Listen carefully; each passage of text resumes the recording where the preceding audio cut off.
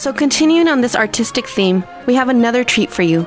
This woman became the National Poetry Slam champion only 4 months into her slam career. And she's placed in the top ranking in various other slam poetry competitions. She's also performed for over 1 million people at the March for Women's Lives rally in Washington, D.C. in 2004. I mean, she's been published in Dutch, German, and her work has been used as curriculum in several universities and colleges for HIV education.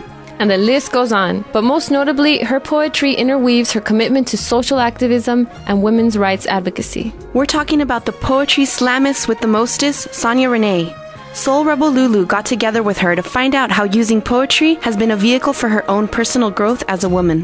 Who knows, maybe she'll perform something for us. Listen. So I wanted to know when you first realized the power of words. I would say that I realized the power of words as a little girl. I don't think I turned that into kind of an understanding of poetry until I was much older. I sort of happenstancely fell into spoken word or performance poetry. I was working for a nonprofit in Washington, D.C. That did HIV prevention with street-based prostitutes. And there's a spoken word organization called Mother Tongue that does benefits for local nonprofits for women. And so they were doing a benefit for my organization, and I, over happy hour drinks, read some scathing poem that I had written about an ex-boyfriend many moons prior. And so I guess my boss got the notion that I actually wrote poetry, and so she asked me to write something for this event, and I just kind of instantly fell in love. So. Were you nervous? Oh, I was terrified, sweating and and hot and everything, but I was also so instantly felt like this was exactly where I was supposed to be. Do you think that the poetry scene is something that's really welcoming to women? I think no. Well, I don't know. That's a hard one. I think as a whole, poetry in general has been very much inspired by a lot of female voices, particularly, in the African American community, but beyond that, some of the most famous writers have been women, Anne Sexton, Nikki Giovanni, Sonia Sanchez, Audre Lorde. The list goes on and on and on of really profound female writers.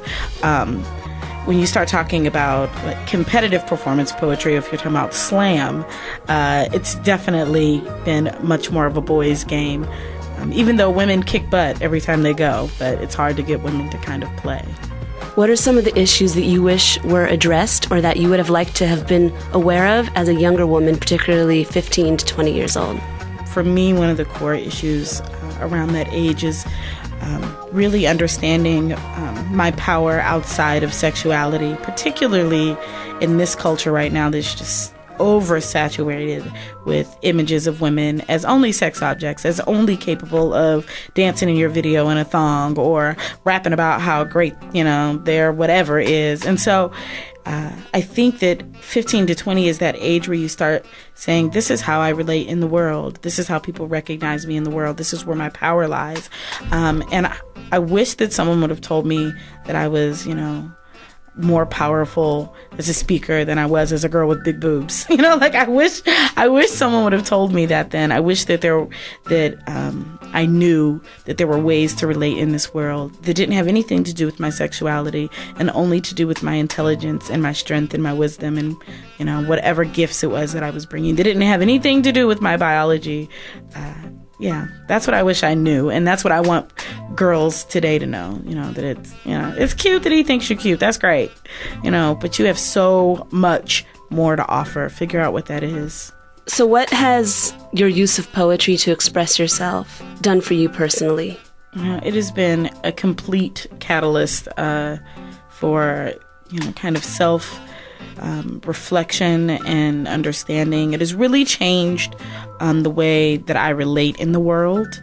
I feel like I'm a much better articulator of my own space and presence and philosophies because of poetry. I feel far more sane now that I have an artistic outlet than before I had that outlet. For me, it is it's the bottom line in activism. So it allows me to start somewhere. There are 1,000 issues on this planet that, I want to fix all of them because, that's what we want to do. But poetry gives me a place to at least start, Maybe I can't be hands-on in everything because I can't, because I only got 2 hands. But I've got, 1 billion words, and I can use them every time I feel like something needs to be said about something. You seem like a woman who is full of strengths and confidence. What would you like to say to young women who maybe have things to say and haven't found their voice yet? That, one of the things that I tell people all of the time when I'm at readings and someone will come up to me and they'll say, I have this journal that I've been keeping, but I'm afraid to share it with anyone. And I really want to remind women of the transformative power of your voice and your presence on this earth. And I think that sometimes we forget that because we live in a planet that can make us feel very, very small. But, our ability, just innately, by being on this planet is so immensely powerful. And oftentimes it starts with just opening your mouth, and speaking your truth, whatever your truth is, and believing that your truth has value. Because it does, because it's yours. And no one else can speak your truth, which makes it unique and one of a kind and essential. And so I think it's, for me, it's about telling women that, their voice is needed. It's needed and it's desired by the universe. If anyone's interested in hearing more of my work, or you just want to shoot me a message, I like people, so you should hit me up at MySpace, my MySpace page. It's www.myspace.com/Sonya Renee is real. And that is SonyaReneeisreal.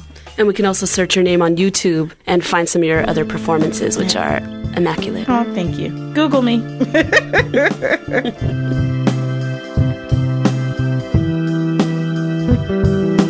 Culturally diversified biracial girl with a small diamond nose ring and a pretty smile poses beside the words, "Women deserve better." And I almost let her non-threatening grin begin to infiltrate my psyche till I read the unlikely small print at the bottom of the ad. Sponsored by the U.S. Secretariat for Pro-Life Activities and the Knights of Columbus.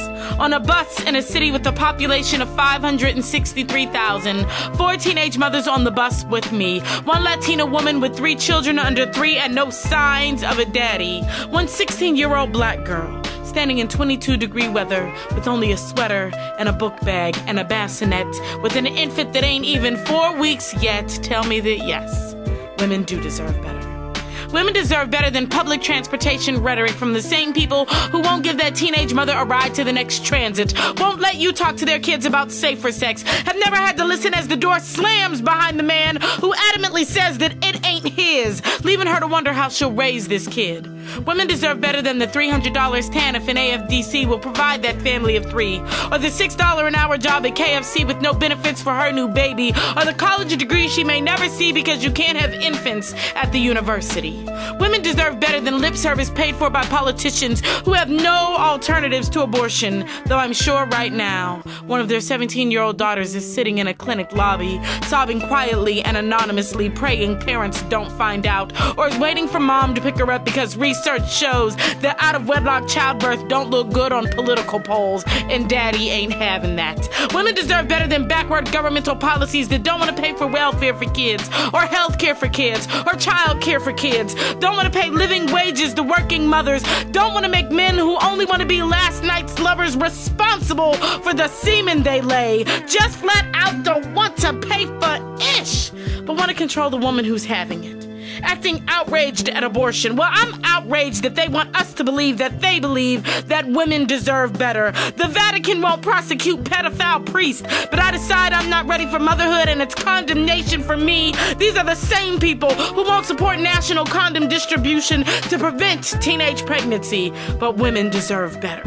Women deserve better than back alley surgeries that leave our wombs barren and empty. Deserve better than organizations bearing the name of land-stealing racist rapists funding million-dollar campaigns on subway trains with no money to give these women, while balding middle-aged white men tell us what to do with our bodies while they wage wars and kill other people. people's babies. So maybe women deserve better than propaganda and lies to get into office. Propaganda and lies to get into panties, to get out of court, to get out of paying child support. Get out of our decisions and give us back our voice.